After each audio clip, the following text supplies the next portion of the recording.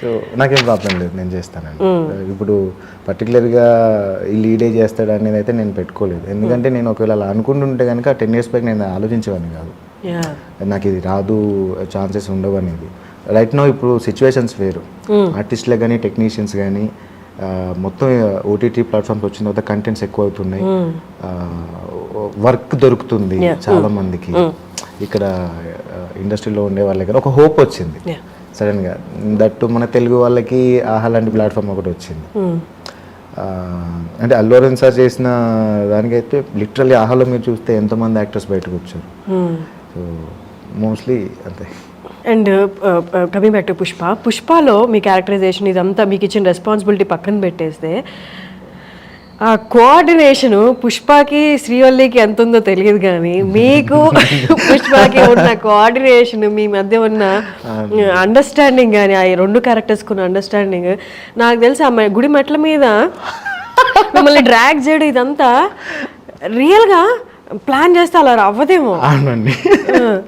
So అది ఆ sequence చాలా మంచి సీక్వెన్స్. అదే రే కేశవ అని చెప్పి నా వైపు వస్తారు కదా, మెట్ల మీద దిగుతూ వచ్చిన తర్వాత ఆ సీక్వెన్స్ రోజే ఇక్కడ మన తమిళనాడులో షూట్ జరుగుతుంది, టెన్కాసిలో షూట్ జరుగుతుంది. అప్పటికి షూట్ స్టార్ట్ అయ్యి 1.5 months 2 months ఏమో అవుతుంది. మధ్యలో ఫైట్ సీక్వెన్స్ అయ్యి మెయిన్ సీక్వెన్స్ అయితే రాలేదు. ఏది గుళ్ళో ఆ అమ్మాయి చూసేది అండ్ మళ్ళీ కింద వచ్చినప్పుడు చూసిందో చూడలేదు అంటే చూసింది మచ్చ, బోల్ కొడతా నిన్నే చూస్తాను అది మచ్చ అని చెప్తాను. సో ఈ సీక్వెన్సెస్ ఏంటంటే నేను మెయిన్గా సార్తో నాకు ఉండే బాండింగ్ బయటకు వచ్చేది అనమాట. అక్కడ బయటపడ్డది మొత్తం నాకున్న. ఇప్పుడు నేను చేయాలి ఇది ఆల్మోస్ట్ ఫన్ సీక్వెన్సెస్, ఎంతవరకు మనం చేయొచ్చు అనేది. సుకుమార్ సార్ ఉండి మాకు సార్కి నాకు రిహార్సల్ అయ్యేంత, సార్ వచ్చి సీన్ డిస్కస్ చేస్తారు, చేసేసి వెళ్ళిపోయిన తర్వాత సార్ నేను ఉంటాం, సార్ చెప్తారు ఆ కేసు ఇలా చేద్దాం అలా చేద్దాం. తర్వాత నార్మల్గా ఉంటారు సార్, చాలా కూల్గా మాట్లాడతారు. సో ఆ ర్యాప్ ఉండింది నాకు సరే. బట్ మెయిన్ సీక్వెన్స్ ఏంటంటే సెట్కి వచ్చిన తర్వాత నువ్వు ఎలా పర్ఫామ్ చేస్తున్నావు అనేది మ్యాటర్. Perfect, correct. నాకు అనిపించింది నేను డిసైడ్ అయిపోయా, సార్కి ఎట్లయినా నా మీద నమ్మకం రావాలి, ఈ సీక్వెన్సెస్ నాకు చాలా హెల్ప్ అవుతాయి. ఆ ప్రెషర్ ఒకసారి ఎక్కువ ప్రెషర్ ఉన్నా కూడా వి కాంట్ పర్ఫామ్ కదా. మరి ఎట్లా నాకు 200-300 లెవెల్ అంత పెద్ద ప్రెషర్ ఉంటుండే నాకు. బట్ అవన్నీ పక్కన పెట్టేసి నేను సార్తో, నాకు పక్కన బన్నీ సార్ ఉంటుండే, ఐ లవ్ హిమ్. అప్పటికి ఎన్ని సీన్స్ అయిపోయాయి నీ మధ్య? శ్రీవల్లి సీక్వెన్స్ అయిపోయింది, కొన్ని ఏమంటారు స్మగ్లింగ్ 2-3 సీన్స్ అయిపోయాయి, 2-3 సీక్వెన్సెస్ అయిపోయినాయి. బల్లిసరికి నాకు అంత బాండింగ్ ఇంకా రాలేదు. అది మెయిన్ బాండింగ్ రాకుండా ఎలా అంటే, నార్మల్గా అంత పెద్ద స్టార్స్తో యాక్టర్స్తో చేసేటప్పుడు ఫస్ట్ వాళ్ళ ఎక్స్పీరియన్స్ మన భయపడుతుంది, ఇంకొకటి సెట్లో వాళ్ళందరూ వాళ్ళకి ఆ యాక్టర్కి ఇచ్చే రెస్పెక్ట్ ఇంకా భయపడుతుంది మనల్ని. వామ్మో సెకండ్ టేక్ తీసుకున్నామా అయిపోయి వీళ్ళందరూ ఏదో విలన్ని చూసినట్టు చూస్తారు మనల్ని. సో అంటే అక్కడ ఆ ర్యాప్ ఎలా సెట్ అయింది, ఆ చదువు ఎలా తీసుకోగలిగారు? అండి అది మారేడుమిల్లిలోనే సెట్ అయిపోయింది.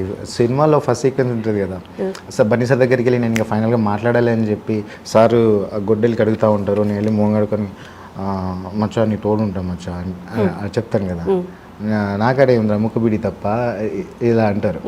ఆ సీక్వెన్స్ మీరు అన్నట్టు సెకండ్ టేక్ 2 టేక్ అన్నట్టు అని అంటారు కదా, సో అది లిటరల్లీ 10 takes అయింది. రియాక్షన్ ఎట్లుంటుంది అప్పుడు సెట్లో? నా బర్త్డే ఎవరెవరు ఉండరు అంటే సార్ కూడా అంటే నేను చేస్తున్నా బన్నీ సార్ నాకు సపోర్ట్ చేస్తున్నారు, నేను డైలాగ్స్ మధ్యలో మర్చిపోతున్నా, అదే చెప్పరా కేశవ ఏంట్రా అంటే సార్ నాకు సపోర్ట్ ఇస్తున్నారు. ఇన్ కేసు నువ్వు డైలాగ్ మర్చిపోతే కో యాక్టర్ మనకి సపోర్ట్ చేస్తారు కదా, సార్ టూ మచ్గా సపోర్ట్ చేస్తున్నారు, అన్ని టేక్స్ అయినా కూడా చేశారు. But finally 11th take something అనుకుంటా, ఇంకా నా వల్ల కావట్లేదు, చుట్టూ టైం అంతా పోతుంది, భయం అవుతుంది. మనసులో అనుకున్నా ఇంకా జగదీష్ ప్లీజ్ 80% టేక్ ఓకే, ఎందుకంటే సార్ అన్నారు ఫైనల్ టేక్ ఓకే అయిన తర్వాత సుకుమార్ సార్ అన్నారు అనమాట, అరే నీ దగ్గర మ్యాటర్ ఉందిరా, చాలామంది ఆర్టిస్టులకి 2-3 takes అయినా 4-5 takes అయినా కూడా మనసులో ఒకటి అవుతుంది, మొత్తం తగ్గిపోతుంది, చేయగలమా లేదా అనేది మొత్తం పోతుంది ఆల్మోస్ట్. ఎంతో కొంత ఉన్నా కూడా సరిగ్గా పర్ఫామ్ కూడా చేయలేరు. మరి నువ్వు 11th టేక్ వచ్చిన దాకా కూడా నువ్వు ట్రై చేసి బాగా చేసావు, ఓకేరా అని. సో అక్కడ ఇంకా సెట్ అయిపోయింది. ఇంకా ఆ రోజు డిసైడ్ అయిపోయినా నెక్స్ట్ ఇంకా ఇలాంటిది రిపీట్ అవ్వకూడదు అనుకుని. సో అక్కడ అప్పటి నుంచి బన్నీ సార్ ఎప్పుడు కూడా స్టార్టింగ్ నుంచే శ్రీవల్లి సాంగ్ అప్పుడే నేను ఇచ్చే ఎక్స్ప్రెషన్స్ అయ్యాన్ని చూసి బన్నీ సార్ దగ్గరికి వచ్చి రే బాగా చేసినావు కేశవ, బాగా చేసినావు, బాగుంది అనుకుంటూ అంటుండే. ఏది మధ్యలో ఓమ్ని వ్యాన్ మేము కడుగుతా ఉన్నప్పుడు వాటర్లో బన్నీ సార్ ఉంటారు, ఇట్లా చూసిందా అంటే చూడలే అంటాను నేను. అన్నాక బకెట్తో కొట్టేస్తారు కదా. సో ఇలాంటి మౌంటేజెస్ అన్ని మాకు సార్కి నాకు అది కొంచెం సెట్ అయింది. మెయిన్ సీక్వెన్స్ వెళ్ళిన తర్వాత అది వేరే ఉంటుంది కదా, కట్స్ ఉంటాయి, మళ్ళీ మళ్ళీ చేయాలి, అది డైలాగ్ బై డైలాగ్ టైమింగ్స్ చూసుకోవాలి, అండ్ నేను చూసుకోవాలి, సార్ని చూసుకోవాలి, చుట్టూ ఏం జరుగుతుంది, ఎక్కడ కెమెరా ఎక్కడ ఉంది, దాని ప్రకారంగా యాక్ట్ చేయాలి కదా. సో వన్స్ ఒకసారి కమర్షియల్ స్పేస్కి వచ్చిన తర్వాత ఇవన్నీ ఆ సీన్ నుంచి అలవాటు అయిపోయింది. ఇంకా వద్దు జగదీష్ ఇంత చేయకు, ప్రాబ్లం అయితే, ఎందుకంటే టైం చాలా ఇంపార్టెంట్ కదండి. ఒక పెద్ద సినిమాకి మనం వర్క్ చేస్తున్నప్పుడు మేము ఎంత రెస్పాన్సిబిలిటీ ఉంటాం అనేది మెయిన్ మ్యాటర్.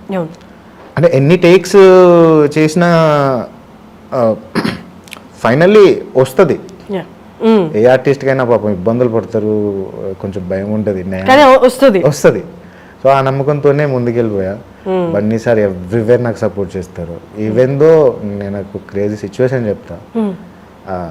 ఇప్పుడు ఎగ్జాంపుల్ సార్కి నాకు సీక్వెన్సెస్ జరిగాయి, ఒక సీన్ అయిపోయింది, మెయిన్ నాకు క్లోజ్అప్ ఉంటుంది, నేను డైలాగ్స్ చెప్పాలి, అసిస్టెంట్ యాక్టర్ కూడా చెప్పొచ్చు ఆ డైలాగ్స్. బేసిక్గా బన్నీ సార్ నా కోసం అక్కడ ఉండి ఆ డైలాగ్స్ చెప్పి కేశవ్ గారు బాగా చేయాలి, నేను చెప్తానని చెప్పి సార్ నా కోసం ఉంటారు అక్కడ. అక్కడ ఉండి నా సార్ డైలాగ్ చెప్తే దానికి ప్రాపర్ రియాక్షన్ వస్తుంది కదా. అంత సపోర్ట్ చేశారండి బన్నీ సార్ నాకు. Really happy. లాస్ట్ డే వరకు కూడా అంత సపోర్ట్ చేశారు నాకు. సక్సెస్ అనేది అంటే నార్మల్గా కొన్నిసార్లు దాన్ని ఆస్వాదించడానికి టైం పడుతుంది.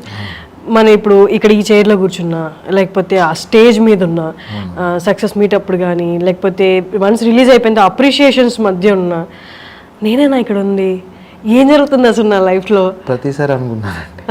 ప్రతిసారి ఇప్పుడు నాకు రోడ్డు మీద వెళ్తున్నప్పుడు ఎవరైనా గుర్తుపట్టి అన్నా కేశవ్ అన్న సెల్ఫీ అన్నా అంటే రా తీసుకుంటాను, ఏం పేరు అదే అని అడుగుతాను, వెళ్ళిపోతారు. వన్ థింగ్ అంటే ఇప్పుడు ప్లేస్ ఏదైనా కూడా, ఎక్కడున్నా మా ఊర్లో ఉన్నా, ఇక్కడున్నా, స్టేజ్ మీద ఉన్నా, ఎక్కడున్నా కూడా వన్స్ పుష్ప రిలీజ్ అయిన తర్వాత నాకు అర్థమైంది. అంటే నాకు స్టార్టింగ్ నుంచి స్టోరీ తెలుసు, దానికి సంబంధించి ఏముంటుంది, నేను బన్నీ సార్ పక్కన ఉంటాయి కాబట్టి ఖచ్చితంగా క్లిక్ అవుతుంది character. So more than hit అవుతుంది సినిమా, వస్తుంది అనేది ఉంది. ఇంత హ్యూజ్ అయితే నేను ఎక్స్పెక్ట్ చేయలేదు. ఎక్కడికి వెళ్ళినా వీళ్ళందరూ అడగడాలు మనసులో అనిపిస్తుంది, జగదీష్ ఎక్కడుండేది ఏడికి వచ్చినావు, ఏమవుతుంది, సినిమా డైరెక్షన్ బాయ్, అన్ని బాయ్ నవ్వు. ఇప్పుడు అందరూ గుర్తుపట్టే ఒక పర్సన్గా ఉన్నావు నువ్వు అని. సో సెల్ఫీ తీసుకుని వెళ్ళిపోయిన తర్వాత నా మనసులో అది ఆలోచించుకుంటూ వెళ్ళిపోతా అనిపిస్తుంది అండి. ప్రతిసారి వెనకాలకి తిరిగి చూసుకుంటే మనం ఏంటి అని, ఇక్కడ ఉండి చూసుకుంటే అంటే నాకైతే ఏదో వచ్చింది కదా అని చెప్పి పొగరులా మాత్రం నేను ఎప్పుడు బిహేవ్ చేయలేదు, అది నాకు ఉండదు కూడా. సో ఏదైతే మనం వెళ్తున్నామో సరిపోతుంది అనిపిస్తుంది. సో అటే మనకు వచ్చింది వస్తుంది, పోయేది పోతుంది, అంతే. పుష్ప తర్వాత ఎవరు మిమ్మల్ని అంటే వన్ సక్సెస్ వచ్చిన తర్వాత చాలామంది టెస్ట్ చేస్తుంటాడు,